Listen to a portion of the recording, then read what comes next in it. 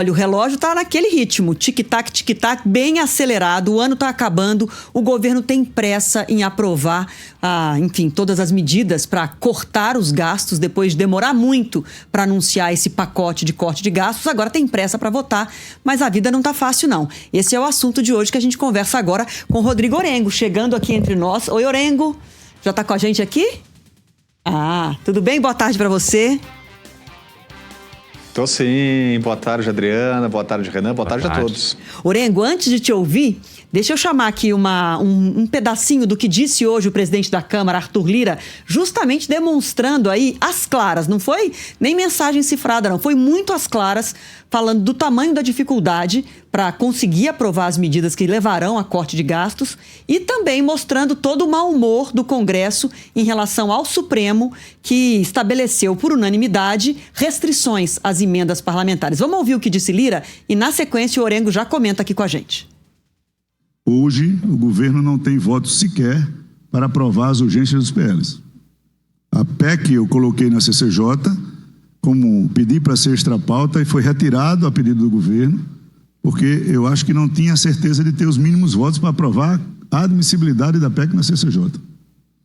Então, vai se ter, sim, essa semana, a próxima, a outra, muito trabalho, muita conversa, muito convencimento, para que essas matérias saiam. Eu não tenho dúvida que o Congresso não vai faltar. Agora está num momento de muita instabilidade, de muita ansiedade, de muita turbulência interna por causa desses acontecimentos que não são inerentes ao convívio harmônico, constitucional, de limites entre os poderes, principalmente nas suas circunscrições do que pode ou não fazer, né? Você não vai ver nunca um deputado julgando alguém ou condenando alguém no tribunal, como você não deve ver nunca um juiz legislando. É isso, o Orengo está aqui para comentar com a gente. Orengo, vida nada fácil do governo para aprovar em poucos dias agora, antes do recesso, esse pacote, hein?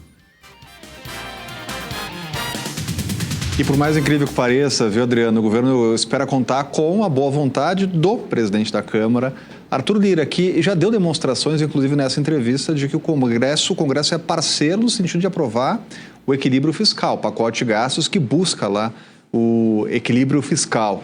Então, o governo espera realmente contar com o apoio de Arthur Lira e do Centrão. Agora, esse é um momento de demonstração de poder. Realmente, Lira e esse centro político dentro do Congresso Nacional, essa esfera tem muito poder no parlamento. Realmente, o governo sozinho conta aí com cerca de 170 votos, né? Aqueles partidos mais alinhados, mais à esquerda.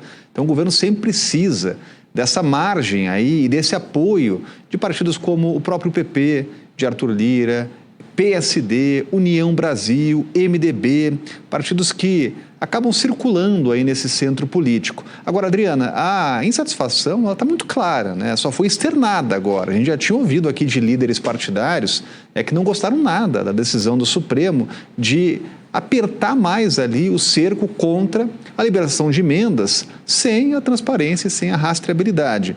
Agora, para o parlamentar que estava acostumado lá de enviar emendas e aquela chamada emenda PIX, recursos direto para o caixa da prefeitura, a emenda PIX, e agora vai ter que seguir um protocolo com um plano de trabalho aprovado pelo Ministério, com a identificação clara de qual foi o parlamentar que indicou. Claro que fica mais difícil, claro que é um processo que passa por camadas, por etapas, que passa a ter mais filtros justamente para evitar processos de corrupção. Então, a reação dos parlamentares era até esperada, O governo tenta correr aí até em uma espécie de defesa de parlamentares insatisfeitos, apresentou lá um recurso de reconsideração ao Supremo, mas é difícil, viu, Adriano, imaginar que a essa altura do campeonato, com uma decisão unânime aqui da Suprema Corte, possa ter uma reviravolta e é preciso aprovar esse pacote, porque tem pouco tempo para a votação. Agora, Orengo, alguns pontos em relação a isso que você está dizendo. Esse recurso da Advocacia Geral da União, junto ao STF, para clarear, para esclarecer alguns pontos dessa decisão unânime, vista pelo Congresso quase como um ato protocolar, assim, pro forma, para não parecer um jogo combinado entre o Congresso e o Supremo, mas, na verdade, para o governo interessa, por um lado, ter uma transparência maior sobre esse dinheiro, que é volumoso, quase 50 bi esse ano via emendas parlamentares. Então, para o governo interessa ter um controle maior sobre isso, porque estava uma farra danada mesmo. Mas, por outro lado, o governo também faz das emendas parlamentares uma arma política. Quando precisa aprovar, negocia com algumas lideranças e ele aprovava as emendas de bancada, por exemplo. Então, o governo tem, nesse assunto, uma relação também dúbia, porque em algum momento a medida parlamentar, a emenda parlamentar, ela ajuda a votar o que o governo precisa. E é um instrumento a gente chama de barganha política, né? O velho toma lá da cá. O governo entrega emendas para conseguir apoio no Congresso Nacional. E não é nesse governo. A gente avalia isso e vê isso em todos os governos, né? Inclusive em governantes que chegaram dizendo que mudariam o sistema e acabaram usando o mesmo recurso das emendas parlamentares. A grande mudança, o X da questão, é que ao longo dos últimos anos, muitas alterações foram feitas, regimentais, do ponto de vista de legislação, e o parlamento passou a ter mais força, mais poder de manejo desse orçamento. Criaram aí a história do orçamento secreto, depois veio emendas do relator, né, emendas de bancada, emenda PIX, e o parlamentar passou a ter mais poder discricionário, poder de levar essas emendas, esses recursos do orçamento para estados e municípios. O que a gente está vendo agora é uma reavaliação desse sistema com uma decisão do Supremo Tribunal Federal que, em última análise, acaba beneficiando, sim, o governo federal. E, por isso, uma irritação dos parlamentares. Mas tem uma questão prática. Tem 3 semanas de votação, é preciso dar conta aí de pautas importantíssimas, como, por exemplo, a reforma tributária. Então, é natural que tenha reação, mas temos aí questões estruturantes pela frente que precisam ser votadas. Tá certo, Orengo. Obrigada demais, viu, por estar aqui entre nós. Só concluindo rapidamente, Brasília tem o formato de um avião, né? Tanto que tem a asa sul, a asa norte. Eu acho que foi inspiração. O arquiteto estava fazendo uma premonição. Ia viver em turbulência.